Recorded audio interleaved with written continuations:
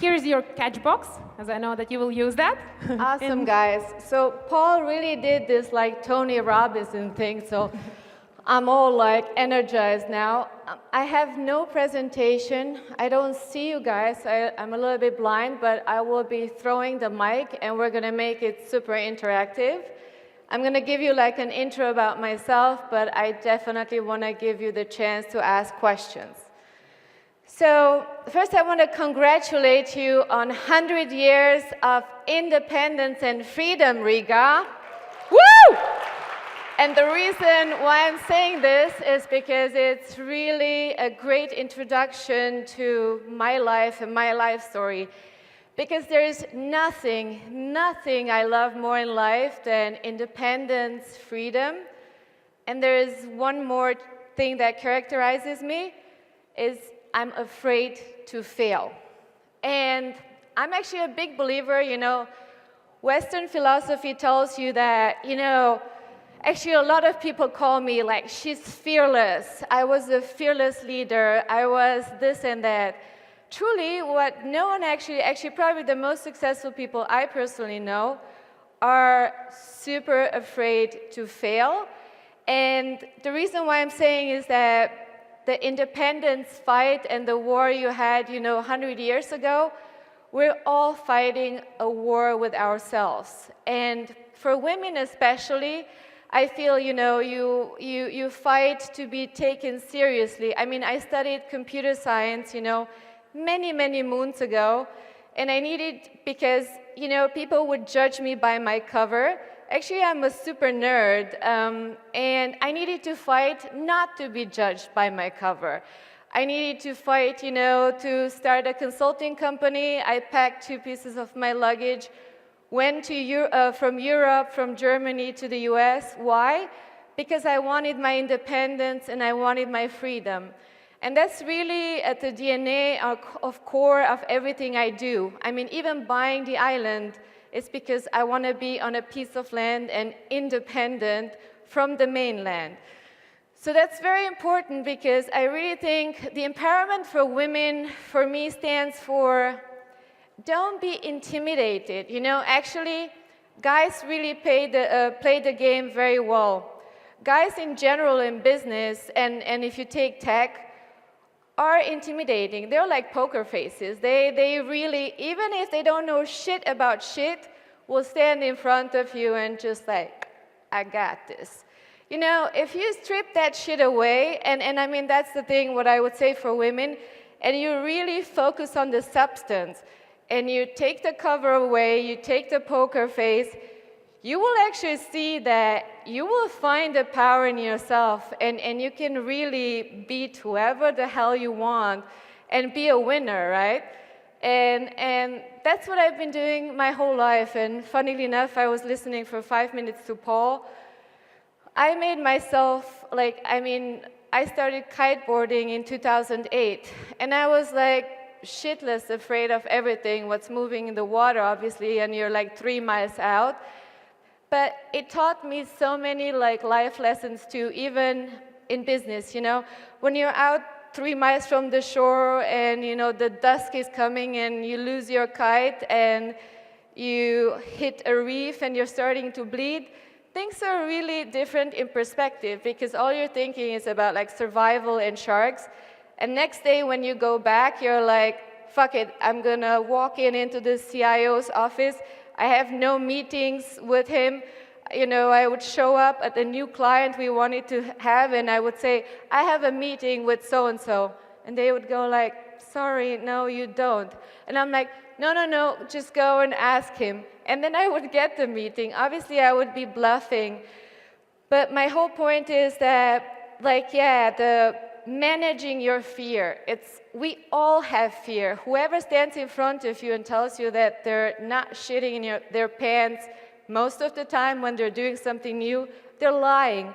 It's about managing your fear. It's about really conquering. And that's why you're constantly going at war. That's where you're fighting for your independence. You're fighting, to be taken seriously. Any entrepreneur fights 1,000 little battles every day, selling your idea, getting your pitch, getting your VCs, bootstrapping, it's a fight, it's a battle, it's sacrifice. You know, there is no insta success, and there's nothing what you see, you know, everyone just always sees like the top of the iceberg, and everyone thinks that, oh, SuperShe Island, so easy, you know, she made millions here, bought the island. No, I was on the island in the freezing cold in Finland, and I froze my ass off the last winter, and I built that island. And it was a battle, and I was afraid that the world's gonna come, and it's gonna see, and it's gonna say, this is all shit. So again, I conquered my fear, and I was really, you know, obviously trying to find independence with my island. So that's my story in a nutshell, and now I want you to, I've never done this, so I'm super excited. I hope I'm not gonna hit someone and I'm gonna get sued, but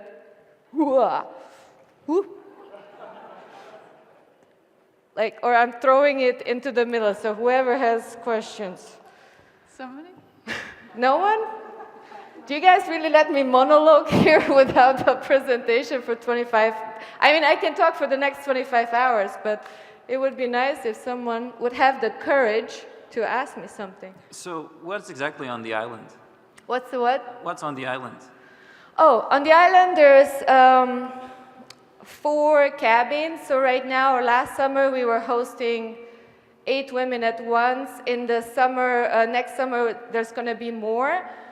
But the island is really like, it was a prototype to start a global community. We will come out with a virtual global community in April, which is going to be a super cool app, and it's going to be the extension of the island, and it will be coupled to the island as like a prize at the end if you're a member. But the island is symbolic. I mean, honestly, like there's a spa, there's like a yoga center, there's houses, and we had women from Togo, Israel, Iran, from all over the world, most of them from the US, because for whatever reason, European women are afraid to come to the island, but I don't bite, I promise.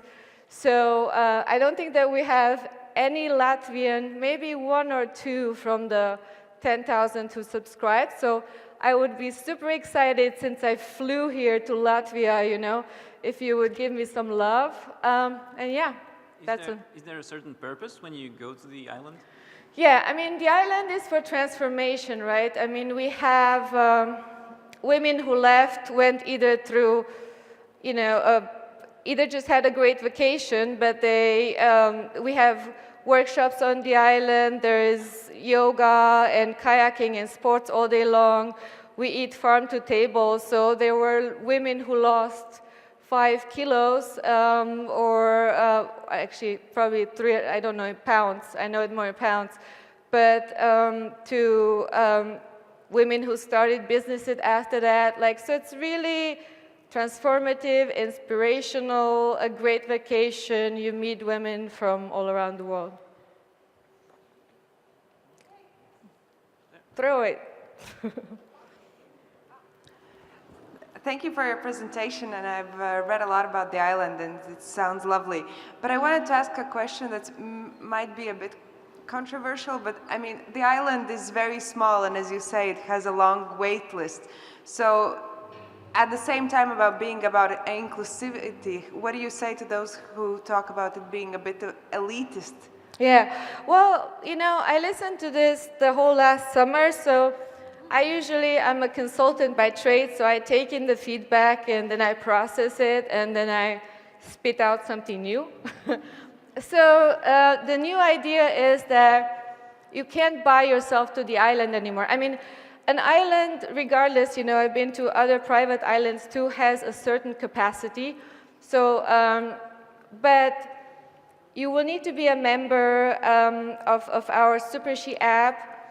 And then we're going to play a game. So you're going to collect points if you help other women, if you bring other members. So there's going to be a pure gamification. And the ratio of like 1 to 150 women, 1 in 150 women, we will pay you the whole trip with flight to come to the island.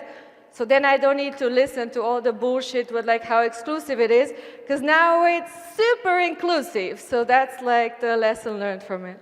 Thank you. So that's going to be fun, because literally for like a really nominal fee of like 15 euro a month, you will have the chance, if you like work hard, to get a whole vacation paid on the island. So I think that's cool, and I'm excited about the non-exclusive idea. Hello, here. Do you have any daily rituals which you love? And if yes, could you share with us? Besides making love to my fiancé, no. That's the only thing I can stick to. You know, all this meditation crap and all that, it's great. I mean, I do it and I'm a yogi, but that's the only thing I can stick to. That's awesome. He's in the audience, so he's probably like red in the face or not.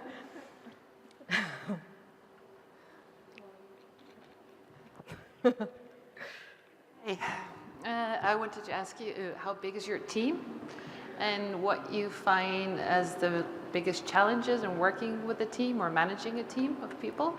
And do you have male employees as well in your team, or is it just women? All right. So the team until now was around team on the island, there were 8 women. So I will start with that. The mission and vision for SuperShe is that I came from a male-dominated world, and I really created it to create workplaces for women by even allowing, even the news just to bring female videographers or photographers. They needed to scramble because their first choice, guess what, was usually male. So I kind of even forced them to hire females. So that's my mission and vision. So I try to hire exclusively women. We have one guy who's grandfathered in because I worked with him in design, in back office, so it means it doesn't have any, interface with women. That's the only guy in the SuperShe team. Now the team grew. I had 8 women working on the island, and then obviously back office. We're really in the process of building the app, and there are some app developers who are male, but even there I insisted that there should be some women on the team. So the whole idea is it's not that I'm trying to create this hermetic world of it's all women, but the mission statement is to help each other and create workplaces and encourage women to do certain things. So I'm trying to live that mission as much as possible. Hi, could you tell us a little bit more about the app? What is the women-to-women aspect? It's really cool because for me, you see, we spend mindless time on social media, and I can even get sucked into scrolling, liking, and really hiding behind something. So for me in the app, it's really very important. We're creating a virtual space where we're going to do, just think about this. I need to be here to talk to you, right? I needed to fly here, and now we're talking, having a conversation. So for me, the app it's going to be very video intensive.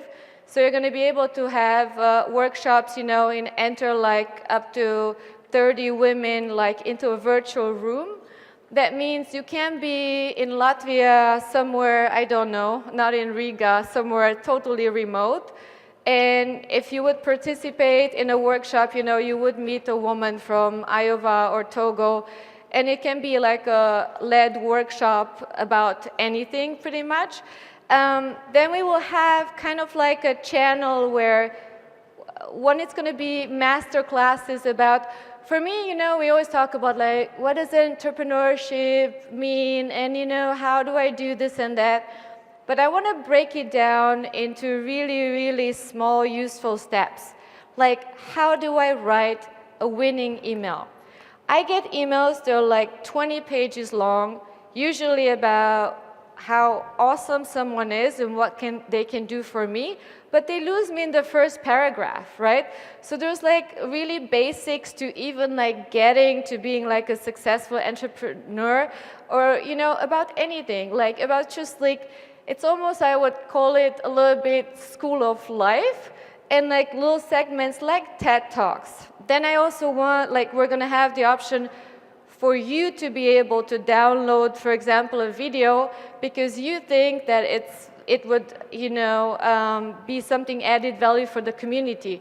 It could be about entrepreneurship, but it's gonna be also, it could be the best Thanksgiving pie you can make. I generally feel that, I don't even want to be that elite that it's going to be just for entrepreneurs.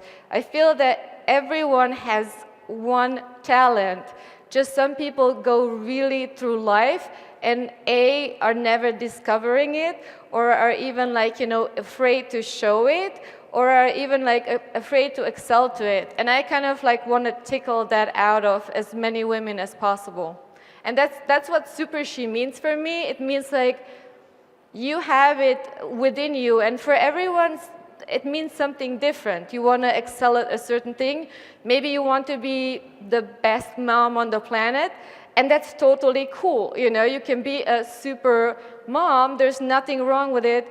I'm just a big preacher for independence, and independence for me, for women, means too is that you're financially independent. No one is paying your bills.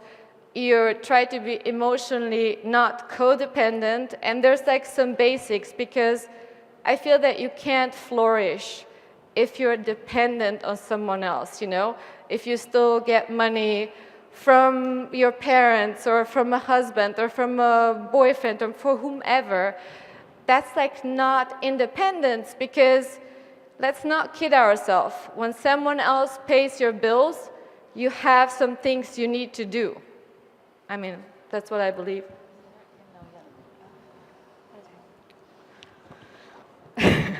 Hi, thank you so much for the presentation. Wait, sorry.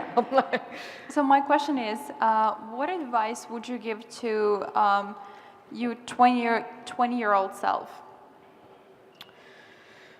Look, I definitely would tell myself, do everything what you're doing, just do it faster. But my nickname is, some call me Rapido. So I would tell myself, obviously, looking back, you say, it's great what you did, but even if it's you shouldn't have stayed with that dude for 3 years. So you could have quit that job way faster. What the hell were you thinking? And those are the things I would tell myself. But I'm pretty content with where I am in life. But yes, you can never be young enough. What do they say? So I could have done it, obviously. That's the only thing you can't buy back is time. So, and I think that's really very important. I have it on my arm tattooed here, and it says, "The time is now." And other people look at their Apple Watch. I look at my tattoo from time to time, and it says, "The time is now." I mean, I don't know. It's in human nature to procrastinate and to say that, oh yeah, I will do that tomorrow. No, I will do that. I don't know. It must be in our DNA somewhere. So don't do that. I think, fighting that battle with yourself to say, just do it now, because honestly, you never know. We never know if we're here tomorrow. So tomorrow should not even exist. I mean it. Could you tell a story about your, let's say, previous life in tech that maybe brought you to this point to take on this role in leadership? Well, interestingly enough, and there's so much good, valuable talk these days of women in tech. As much as I stayed in tech, and that's interesting because I never thought of myself as female, or because I usually used to always be surrounded just by guys.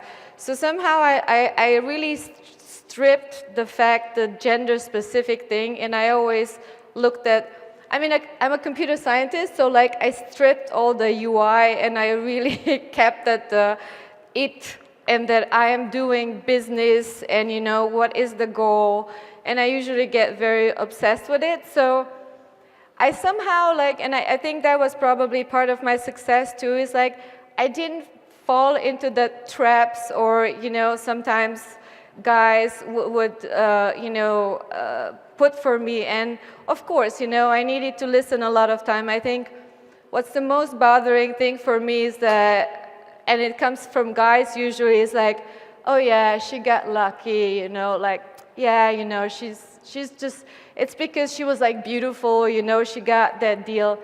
And it's truly, I'm sure, like, look, the same way how Paul said, he's like tall, white, whatever, you can't strip away how you look. And people have obviously preferences or like find you more charming. But I really truly believe that, you know, regardless if it's a woman in tech, at the end, you know, you open your mouth, you make the statement, you deliver the project. The fact that you're a woman, or if it's looks or whatever, is the cherry on the cake, but you gotta bring the cake to the table, you know, and then you can have the cherry on it. Hi. Hi. Thank you for coming to Riga to have this discussion with us. I have a question. How do you have any tips on building a social circle or attracting the right people in, for example, my life, so that I can accelerate my life and have a better life? So you're asking me how to make friends? Yes. Well, good friends, good useful friends. Well, I think, you know, since I moved around so much, and from Europe and to the US, and I lived in New York, and then I lived on the West Coast, I definitely, you know, I think moving, like traveling or changing your environment, that already, you know, brings new people into your life.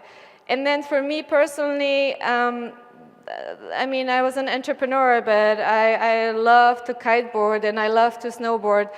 Just like something what you're really passionate about, and somehow it really attracts the people who like the same, you know, and that's how it goes. Like, no, is that not good? He's like, Well, there is no magic formula, like besides really trying new things out, and or like with moving around, usually like you collect a lot of friends, you know, lots of passports. But I'm definitely a fan still, like old school of in person and not your virtual friends, and that's why I want to make sure that the SuperShe app, if you would be a woman, that would be a good way, but, you know. Thank you.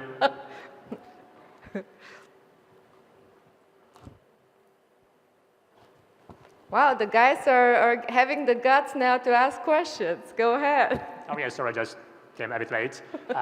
Thank you for amazing presentation. So I encountered a lot of female entrepreneurs, like young, just getting started, and of course a lot of them are strong, independent, know anything, and have kind of this resistant attitude towards help. And often when I try to help them, and kind of very resistant and don't accept any help. So how in this case you can empower a female?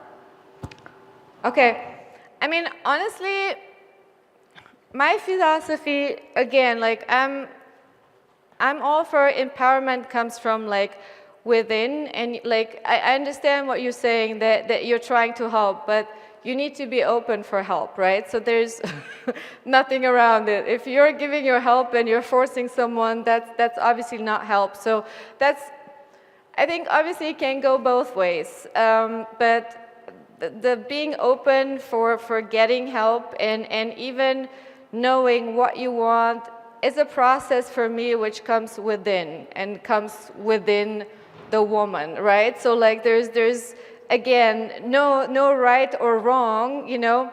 You might have been a valuable resource and they said no to you. There's nothing really what you can do besides being creepy, of course. And like, if you're creepy and you want to help someone, then that's not going to work. But I think besides that, there's really, what can I say? Hi, I'm here, like here. Okay. Sorry, like the lights are kind of like intense for, I guess, for the filming. I wanted to know, my question is mainly about your team. So based on your previous experience with working with guys in IT and tech and blah, blah, blah, and now working mainly with girls, let's put it like that. So what is the difference? Maybe in terms of efficiency of level of rumors, I don't know. So I think, and again, working on the island was really different, and because there were a lot of emotions. I think working with an all-female team versus poker face guys is that there's a lot of overflowing emotion. So, and I'm looked at in the team of girls as the guy. Because I'm kind of like, no, don't cry, we don't have time for that, we need to finish that. So I think it's more an emotional experience, even for me. So I need to learn, like, you know, to like deal with that and be a better team lead, because I'm used to more like, okay, we're gonna do this, this, this, this, and you know, so like I would call it in one word an emotional experience. But is it like more efficient or not? For example, is it more excuses for, oh, you sorry, I have this nails appointment now? No. I mean, honestly, from like getting stuff done, I really surround myself, so like we got stuff done the same way as you would get it done with guys. There is just a couple of layers on top what you need to deal with. But no, I mean, I've obviously chose a team too who's like very results driven, and that depends from that too. So I don't think that you can say that, but I think it is more, I think, a more delicate thing, I would say. And what is the age of your employees, like plus minus, average age? On the island? Yes. You mean the team or who's? No, the team. The team? I mean, honestly, we had 16-year-olds who helped out as interns to 35, 40, I would say. Yeah, 40. So. Thanks. There's there. I must go back to your daily ritual.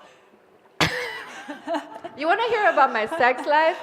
I didn't discuss this with Daria. No, the question is, we also, I am sure many of us in this room also have management positions. We also could have kids, have kids. How do you manage to balance the responsibilities? From experience, for me, I seem to be running out of time dealing with the kids and work, and then the husband is somewhere in the background.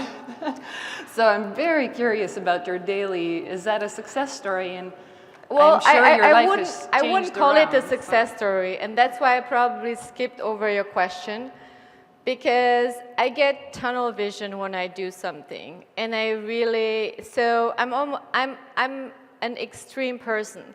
So I get tunnel vision, and I really just work for that goal, and then I take a big vacation, and then I don't do anything. I personally haven't, I mean, trust me, I've tried like, yoga in the morning, and that goes for a while, or meditation, but I'm not the right person to give you tips, because I do something and I sometimes run myself, like really unhealthy when I do something, because I get so blinded by the goal. I'm like literally obsessed with the outcome. So I have issues balancing that as well. Sorry that I can't give you tips on that. I know that you see it always in magazines. I love it. That's what we actually want to do at SuperShe too, behind the scenes in the app, is to like really show like a day in my life, and then show it how, screwed up it is. There's always like those Vogue, one day in your life, and then, you just wake up and like you go and meditate. No, that's not real life. I mean, honestly, that's Instagram life, but that's not real life. Any more questions? SuperShe Island is a way to, it says, escape male toxicity.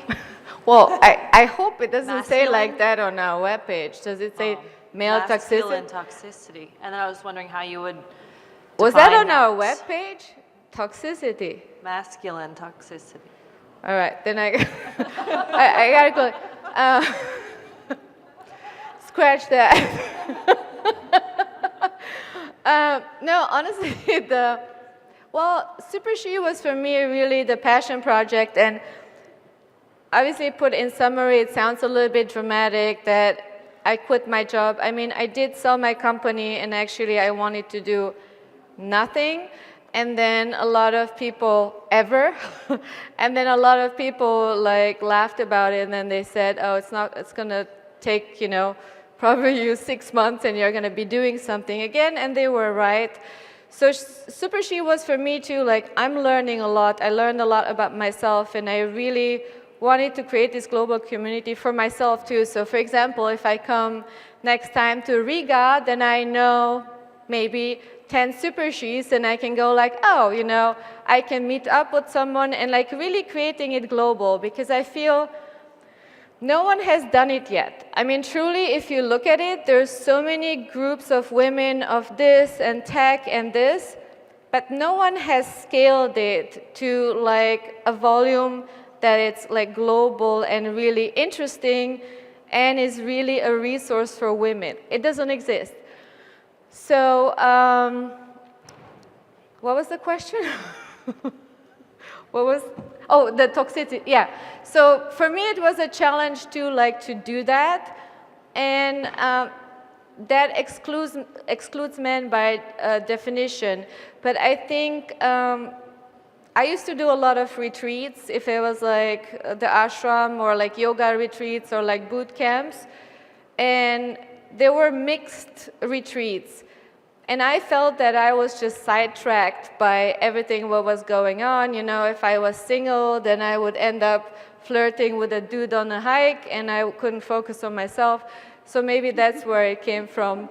Male toxicity, male temptation.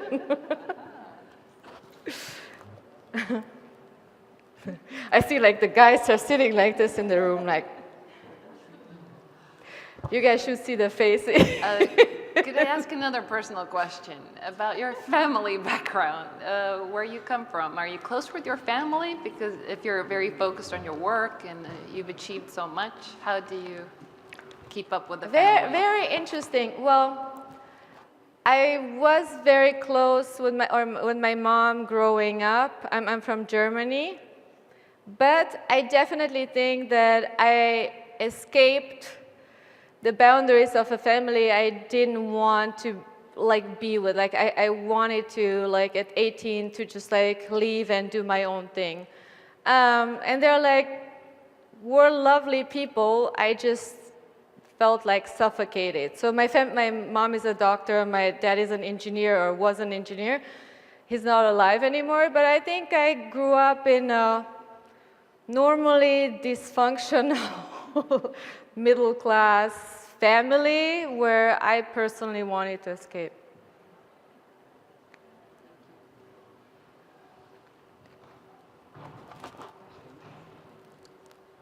No more questions? What's your next project plan after the island? Well, it's the island with the app. We're like coming out with a lot of products. I have land in Turk, so we're gonna build there.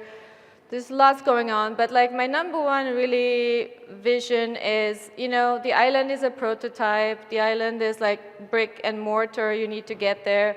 But my vision is how do I grow this like globally international community that is really added value. It's not another, like mindless social media thing, but it's like really like if you waste your time on social media or like online on social media, you might as well, like, I'm definitely inspired by TED Talks, or there are some apps like Masterclass. If you already want to, kill some time, at least like interact, meet some other women, learn something useful, but in a playful way, so that it's like not so serious that you're like, oh, I don't want to take this class.